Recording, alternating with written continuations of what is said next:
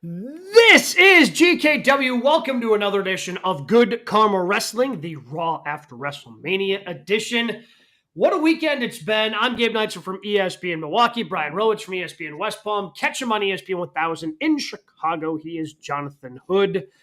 All right, boy, a lot of things went into tonight's show. So I'm just going to start by asking this. What was the biggest surprise of the night? Oh my God! I didn't know this was going to be a 2-hour special. Well, you know, Gabe, Brian, we have officially a Paul Heyman family. Yes, that's emerging here. It's one thing for Seth Rollins to come out and he didn't get a chance to really explain his end, or Heyman to get a chance to explain his part of what happened at WrestleMania. But Braun Breaker aligning himself with Seth Rollins, I like it. Because, like down the road, Seth and Braun will have an issue that even pushes Braun even out there more for a heavyweight title matchup, or just like this, one of the best babyfaces in the company. So just them being aligned together says that Heyman's back in business, is trying to have more than just one client. Yeah, and especially one where we've seen him sort of do this in the past, and it's like, all right, you have Brock, and then you have others where it's like, all right, well, they're not really main eventers. Braun Breaker is a star. He's a future star. He's right knocking on the door of stardom. So to have him align with Heyman, to have him align with Rollins, that's a guy that could be a Mania main eventer one day. Not something I expected, and a pretty fun way to end Raw, which the last few years, Raw after Mania has sort of been Yeah, I mean, I'll tell you what, the crowd was hot. It was a really good show, despite, Brian, right before we hit go here, you jokingly said, oh, what do we have, 2 matches? Well, no, we had 3. Right. But it still was a good show. Like, it still moved along. And honestly, like, I wasn't expecting Braun Breaker at all. Wasn't expecting anybody else until Roman came out. Because I wasn't expecting Roman to be there, because traditionally Roman has taken time off after Mania, and maybe this is an angle where they can kind of set him up for him to go away, for CM Punk to go away, and this new group can kind of do their own thing and start to get some legs and breathe. I also wonder, with Becky Lynch's turn tonight, does she become a part of this? Like, I think that's worth contemplating, to see if they put, add a female to the group with Becky Lynch, now that she is a heel aligned with her husband, who is a heel. I think that's a possibility if they wanted to do that down the line. I'm good with that. Yeah, so from Becky Lynch's standpoint, I don't know. Somebody said on Twitter that I had thought that Becky Lynch was going to be a heel. We've done so much content. I don't know where I said that. I don't know.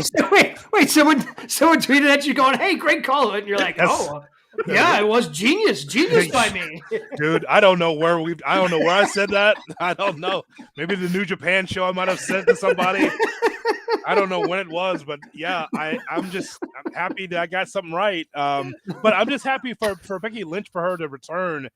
But here's the thing. I guess that's the reason why the Bayley wasn't available, because they want to turn Becky against Lyra. That's fine. I just want to know what's next for Becky. I just know a lot of turns on the heel side that's happening. It's easy to make a heel, and Triple H is making a lot of heels over the last 6 months. That's for sure. Now Becky's one of them. Well, there's so many heel turns. I was expecting your boy Sammy to turn heel. Yes. I was waiting for that whole time. I was like, here it comes. And like, I would be excited that he's in the main event. Also, I was like, all right, he's turning into Dolph Ziggler, where he's just getting fed to champions. But the whole time, it's like, I watched all the eating because I was just waiting for the turn. I was waiting for the haluba kick. I was like, here we go. And even the crowd, you noticed, when Sammy just sort of jumped off and looked at him, they're like, we know what's happening. Yes. But it didn't happen. I guess they wanted to save something for SmackDown.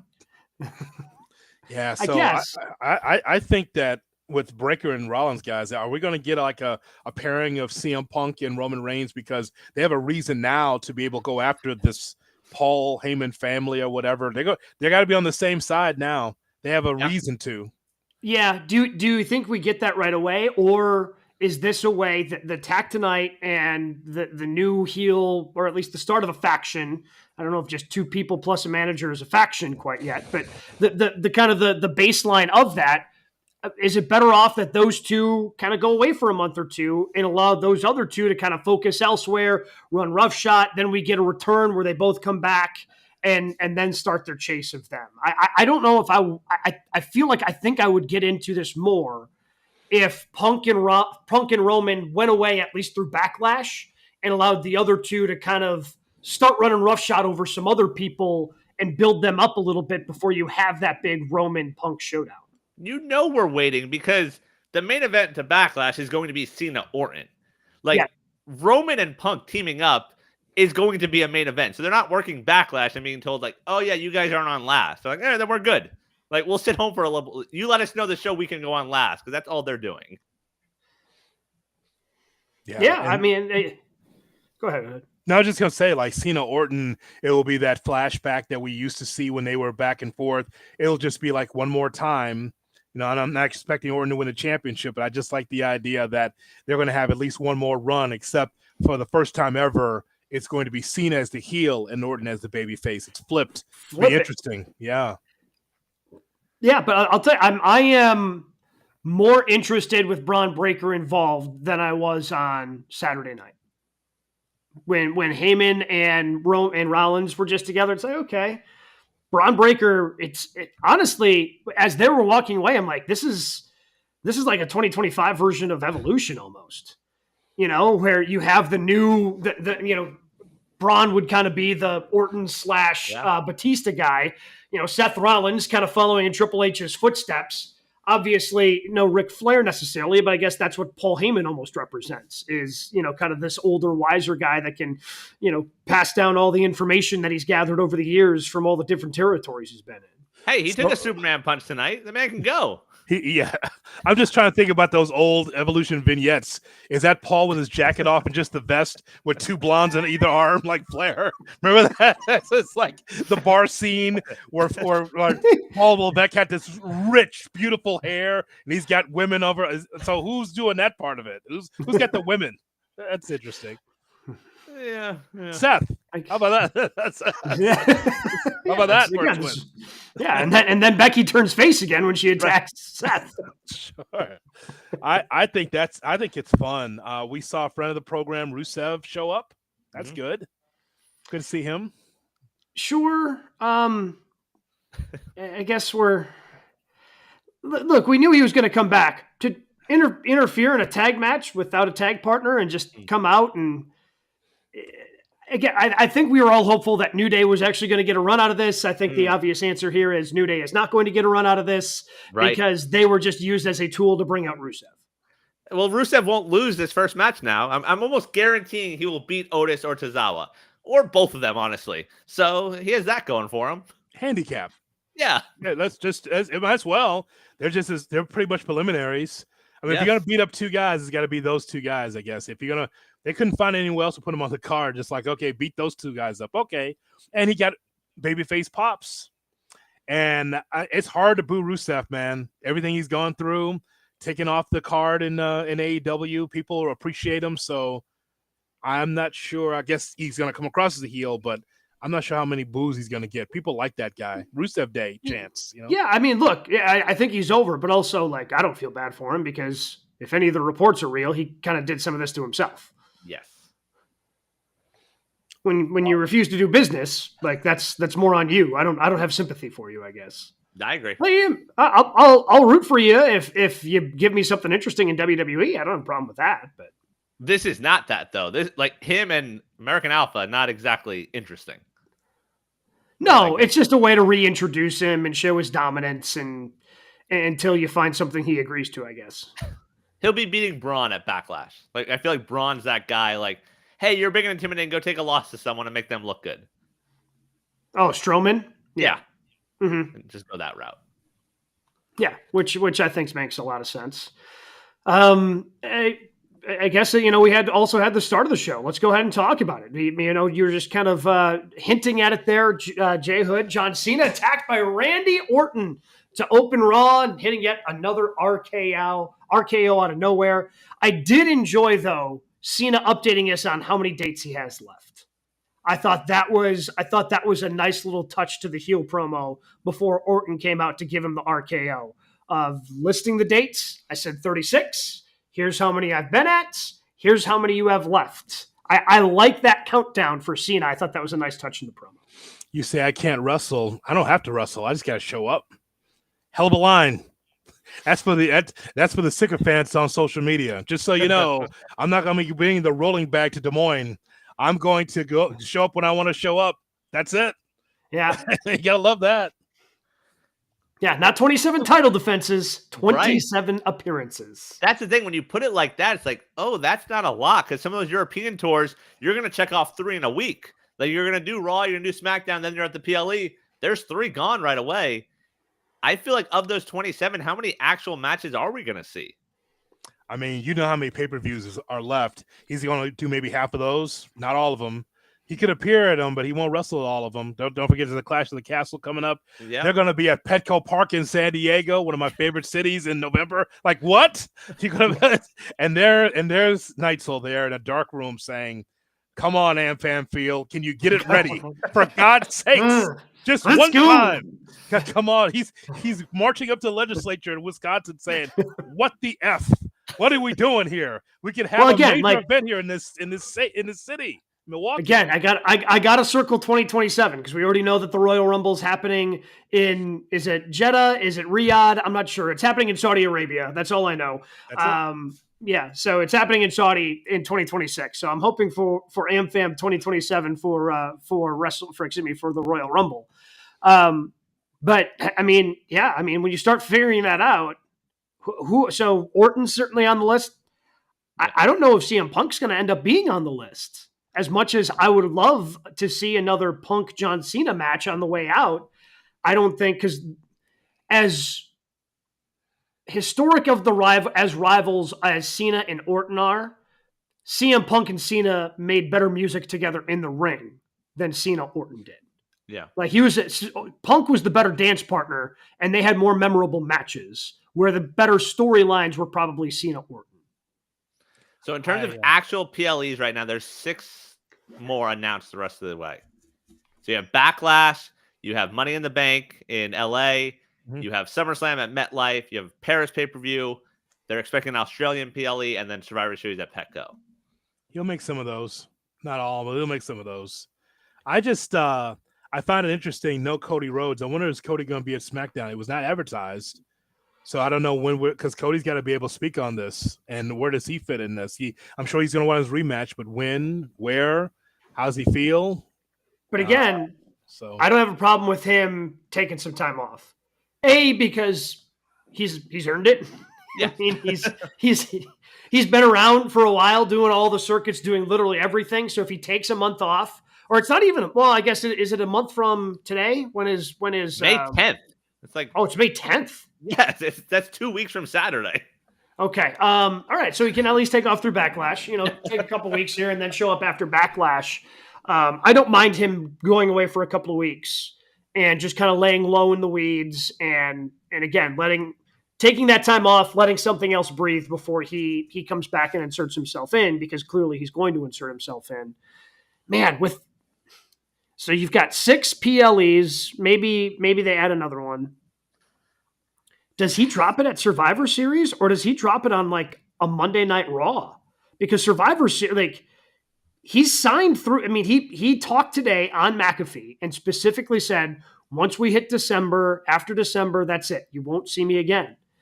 And I feel like him saying December is important because, Survivor Series is in November. Right. So there have been rumors of a Boston PLE in December, and that's sort of his send-off. So maybe that's where he drops it at some random ass pay-per-view in December. But it won't be. But it won't be random ass if it's the John Cena, farewell show. Basically is what they would name it. But yeah, maybe I'm actually curious to when he drops this. Would it be at Survivor Series on a PLE? Would they do it just on Netflix? But if they do a PLE, that would make sense as well. Unless you want to turn him babyface and give him kind of a Sting type send off at that show. I don't know. I think that's going to be kind of curious when we figure out toward the end of, okay, who's he dropping it to? I think the odds on favorite right now would still be Cody. Mm-hmm. And where does he drop it? Well, either way, I just know that Cena's having the time of his life, because whatever he's had on a yellow pad for 20 years, he's been able to put that out there on the microphone over the past few weeks. He's having a blast. looking back at that matchup against Cody Rhodes, man, it was 5 moves of doom. He did everything at his pace, at his timing, and he continues to insult the audience. It's great. He didn't do it on McAfee earlier today because he's more like John Cena himself, but the character that's a heel, he's been fantastic, and everything was good until he got RKO'd from Randy Orton. So, but again, he was insulting us, the fan, doing it on his own terms, and it's been really good work from John Cena. I heard Ariel Helwani on social media on his show saying he doesn't believe Cena as a heel. It's like some wrestling fans don't get it. Like, there's 2 sides of a coin. Just because you've seen somebody for 20 years doesn't mean that they can't turn. Some of the best baby faces become the best heels, and vice versa. Perfect example is that is Dominic Mysterio getting cheers today for his matchup as JD McDonough made his return. So you can always turn as long as it's believable. As long as you have a good story behind it, you can always turn. So I'll admit, like, Cena turned me during the promo tonight. Like, he had that first good promo, and I was sort of losing it. And even tonight, the start of that promo, it felt so overacted, which is just sort of who he is. I'm like, this isn't working. But the way he sort of worked that crowd, which is a smart-ass crowd the night after Mania, and, like, threw it back in their face, I was like, okay, this works. Like, this is honest stuff. And he definitely won me back over tonight as Cena as the heel. Well, because Cena can work a crowd like very few can. And again, that comes with the 25 years experience and the let's go Cena sucks, and being able to handle and deal with and be able to think on his feet. Because as we've seen, even somebody like Charlotte, who has been around forever, can get rattled by crowds, and the promos that her and Tiffy had where they both kind of got rattled. No, Cena has always taken everything in stride, and that's what he did again tonight. He just kind of took that thing right in stride and threw it right back in the fans and folded it into his promo. We had Saraya on a few weeks ago. She told us he is the best ever at working that crowd and controlling the crowd, and nights like this show that. So squeaky, can't hear you, squeaky, so squeaky, can't hear you, so squeaky. I'll give you the last word because I've lost my place. So squeaky. Again, it can happen to it happens to people all the time, and Cena. Oh no! Oh, this is what you're saying. Oh, let me take this thing that I didn't know that you were going to start chanting at me and fold it into my promo seamlessly. We got a chance to get a glimpse, and I like this about day after WrestleMania, is that you can get a glimpse of what could be the future. Yes, it was interference, but we did get Stephanie Vaquer against Io Sky. Man, we're going to get that in the ring one day, and that's going to be amazing. Just for the glimpse, it was great. Imagine what that looks like with a full match. Yes. I get it. Stephanie's got a match tomorrow for the NXT title, right? Like, you can't have either one of them lose. So that this had to be the ending, right? It had to be. It just makes sense. But damn it, I wanted an ending. Man. Like, I wanted an ending because it was so good. But again, I get it. It's the way it had to be because, again, Stephanie's got a big match and you got to keep Io strong. But it was. You know what that was, so Brian? Good. That was. Wait, who is that? Right. Oh, it's Roxanne Perez. I'm like, oh, okay. See, I know. Hey, like, friends are helping friends here, right? Right. Triple H is like, I'll take care of you so we can promote NXT. But I'm like, who is it interrupting this classic? Oh, NXT talent. Okay. And then at least you got the Julia and Rhea stare down also, and that little tease and that little nugget. So building some stuff there. Could be something. I look forward to that. I like how they're planting seeds. I do. It's not like every time we talk about WWE, it's never perfect, but there's certain things that you can see they're trying to get to someplace. It's going to take a while. That stew's going to take a while. Get that, but it's finally going to get there, and hopefully it pays off. Yeah, I mean, the women's division right now is very top heavy, like at the NXT level and at the main roster as well. Yeah. But like there is some talent there and some stuff to work with, and like Stephanie going out there tonight, like to fans that aren't watching NXT weekly, which I think a lot of people are, but not too many. Like, it's a good, like, oh, I want to watch more of that. You were there for Stand and Deliver. Yes. You believe Stand and Deliver is better than WrestleMania 1, night 1? Yes, 100%. You do. A number of people feel that way. From a pure wrestling standpoint, without a doubt. Like, all the matches that Stand and Deliver delivered, it was just a fun wrestling night, and those matches just came through. Like, I'm not watching NXT weekly. The PLEs are really the only time I check in. But the women's match, the tag match, the ladder match, like, it was impressive. The women's match, though, ultimately was top heavy, though, right? Yep. Yeah. Yep. Check out an interview with Stephanie as well on this page. She learned English over the last 5 months, by the way. 5 months ago, she did not speak English, and she's pretty good. Yeah, working with her, right? Yeah. Her and EO. That's ballsy, right? EO and Vicaire, go ahead, do a promo battle. Yeah. And they're like, and it actually, people were patient enough to understand, like, all right, let's have the match. Let's go. Find me a referee. Let's go. Good. Well, yeah, because I think everybody understood, like, yeah. Oh, and then honestly, I thought Adam Pearce was about to have the biggest heel turn ever. Like, what do you mean? What do you mean, Adam? We're not getting this damn match. And luckily, he just sent the referee down like a good Raw GM. Otherwise, I was about to join friend of show Chelsea Green in my protest against all the GMs that are always against our girl Chelsea Green. Brian, while we've been doing this special GKW Raw after WrestleMania, do you have an update, please, on Pat McAfee? I don't know. Please. Do you have he still has a cough, and he's still spitting all over the backstage. I think that's the latest we got. Cole is still waiting for that update also. Why couldn't anyone give him a damn update? Someone give Cole an update, please. Give me an update. Like, he's fine. He's coughing. I mean, this happened so sudden. Our boy went down there, didn't even have his jacket on. Trying to slide into the broadcast. Yeah, man. Let me just tell you. Academy Awards. Because we've never seen Joe Test more just disheveled, right?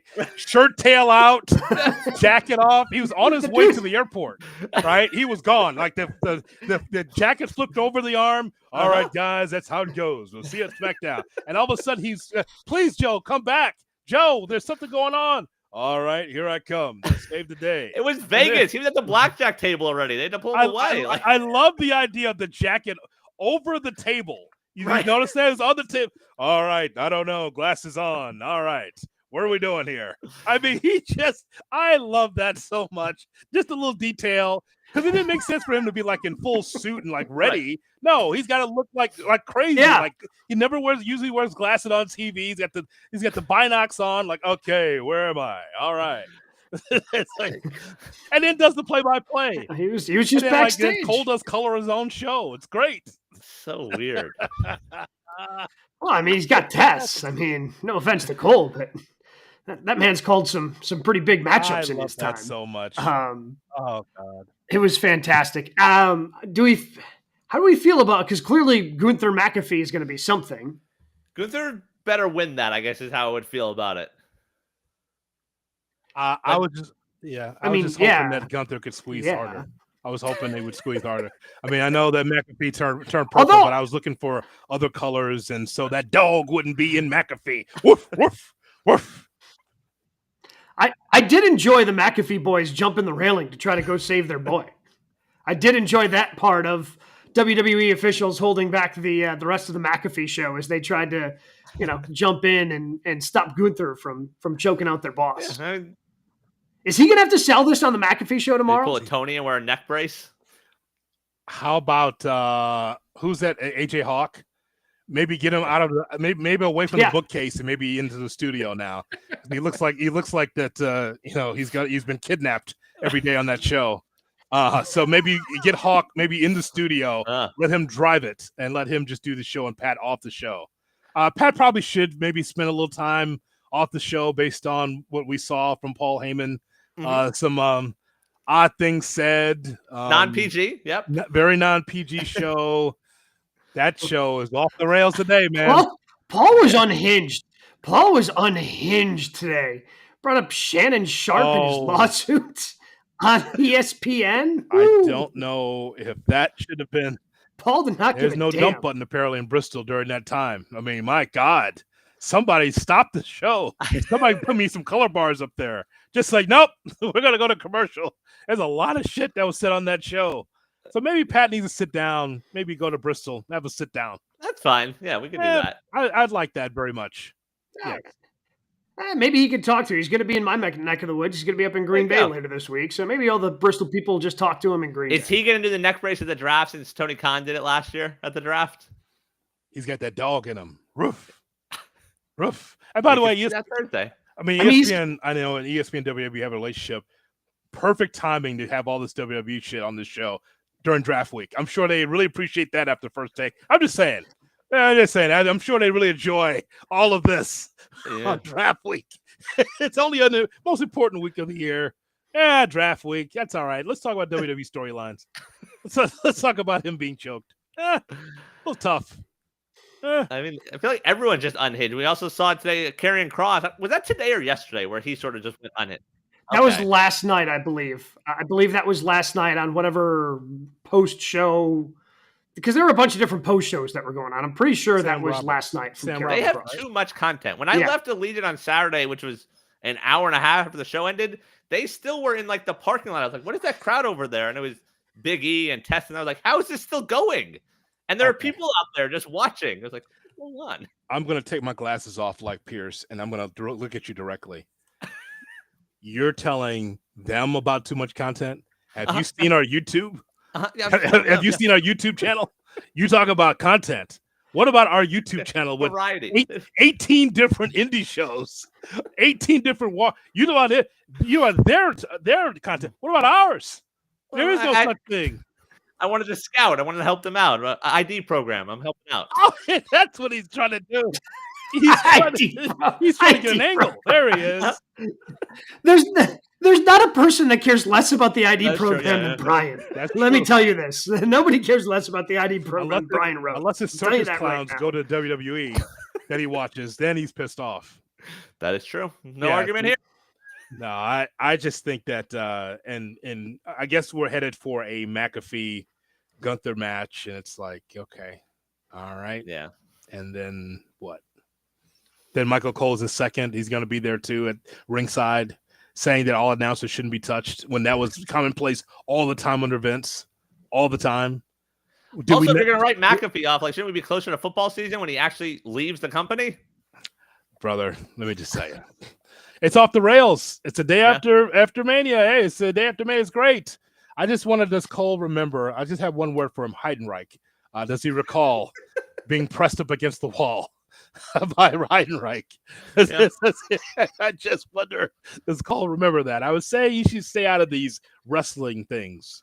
Just commentate poorly. Agreed. Yeah, commentate poorly. Anything else that we missed from tonight's Raw after WrestleMania? I do have a question, Gabe. Okay. I'd like to know, what do we make of Finn Balor being on the outside of Judgment Day? Is Finn? Did we not talk about this this week? Like, is Finn the baby face or the heel? Because if Dom's getting cheers and now JD McDonough's back and everyone's happy except Finn. Finn's on the outside, but I feel like that group is turning baby face. Right. Liv so Morgan, we assume, Raquel. But is Liv Morgan? Are they really baby faces? Yeah, that's the weird part. We assumed that Finn was the baby face against the heel Judgment Day. Right. But is it Dom that becomes the face against heel Judgment Day? Yeah, like it seems like Finn has to do some work to convince everybody else to join him, and Dom gets the boot. I think Dom that might be the route. I mean, maybe we got to get away from Vegas, but I feel like the crowd was behind Raquel and Liv. They were behind Dom. Dom's a baby face, by the way. Yeah. He is. Look, I think everybody's going to be, I think, behind Dom everywhere going forward. I am curious to see if crowds are going to be behind Liv and Raquel. And if they are, then it becomes simple. The group turns babyface and Finn turns on everyone. He still is the heel and he leaves the group. Yeah, I'm just trying to figure out how that works, because it's like Dom is getting all these reactions. We talked about this last night when he was there at the desk. Like, he got all these monster cheers. They said, for people that were at night 2, that I had friends of mine that were there, Dom got huge applause. It was night 2, right? For the Intercontinental title? Yeah. But to your point, Gabe, huge applause. As the heel there, like him getting jumped by Judgment Day doesn't work. No, he would have to jump Dom, and then everybody else comes to the rescue. Still working on his Rubik's Cube. This is the big question, folks. Where is Rock? Why was he not there? People are wondering today. Where was he? He could have saved night 2 at the main event, but he was not there. And Travis Scott's getting all the slings and arrows. Why was this man not there? What disconnect does he have with Triple H that he couldn't be there for a night? This sucks. Yeah. Is it possible he's still pissed off he didn't get his match against Roman last year? Probably. Yeah. I'll throw this out there. Wrestling Humble tweeted it, and I tend to agree. Big Dwayne just shows up on any random night on a WWE show, so the writers have to write something for him, so he's happy without any guarantee that he's coming back to finish the story. Triple H must hate him because there was no mention of him in the 8-hour speech that he did at the Hall of Fame. Okay. That's the problem. I'm just telling you. Do we have the bad blood payoff yet? With the 1, 2, 3? Do we have that payoff yet? Yeah, I don't know what the one. That one. What's the one? We got 3, 2. I don't know. Yeah. All the stuff that we're happy with Triple H with. All I can tell you is like the old man wouldn't have tolerated that. He had to get dates on you, otherwise he wasn't doing it. This all in and out shit that wasn't working under Vince. It just wasn't because that's what Brock, Taker, Hogan, whatever. Like you need to lead up to our biggest event, not this set up the angle and then just go away. Right. You can't do that because story wise, like Cena turning was unnecessary to him winning the title. Like he didn't get the opportunity because he sided with The Rock. He got the opportunity because he won Elimination Chamber. He then beat Cody with Travis Scott, sure, but like there was no need for Dwayne in any part of that. Gabe, I'll lay it out to you, okay? I'll lay it out to you. Is we go into WrestleMania where you have Cena and Cody going back and forth in a promo battle, and The Rock's not involved in any of it. It's just babyface versus babyface, and maybe initially it gets booed out of the building faster you say Batista and Brock Lesnar, but then The Rock shows up, and then Cena turns heel at WrestleMania, and then he wins the championship. I mean, I would have tolerated that more than Rock setting it up and then never coming back. I would have had Cena if Cena turned at WrestleMania. I've been fine with it. That's better than what we saw. But I mean, obviously there was some conflict on his calendar. I don't know. I think he was in Hawaii. I don't know if he's doing Moana stuff down there. Have no idea, to be honest. But clearly this date didn't work for him, and I'm guessing that didn't just pop up. But also, Dwayne, if you're going to screw up storylines, Moana 2 can't suck as much as it did. One of them's got to be better. Just throwing that out there. Am I the only one on that? I haven't seen it, but Oh, okay. I believe you're the only one on the Moana 2 hill. My bad. You and your obtuse wrestling. It's just so fucking great. I was not aware. I thought you guys were locked in on that. It was Dwayne. It's wrestling too. Like it's wrestling related. Yeah, no, wrestling adjacent. Yeah, it just take that You're down. A fan of Moana too? No, I don't even know her. I don't even date her. I have no idea. All right. It's well, on that note. What did I say wrong? Tell me what I'm telling lies. That's right. Thank you, Seth.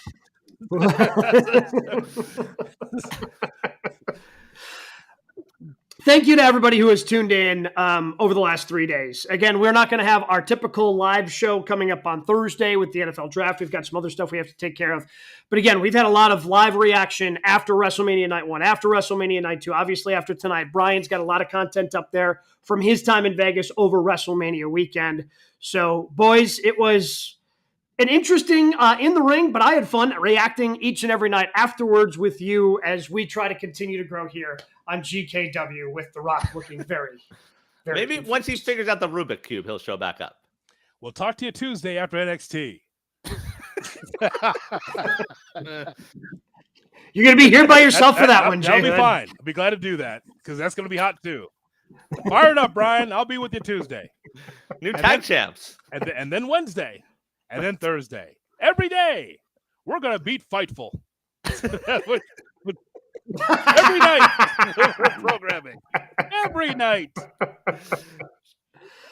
But it's a sincere thank you to everybody. Check out the YouTube, youtube.com/@goodkarma.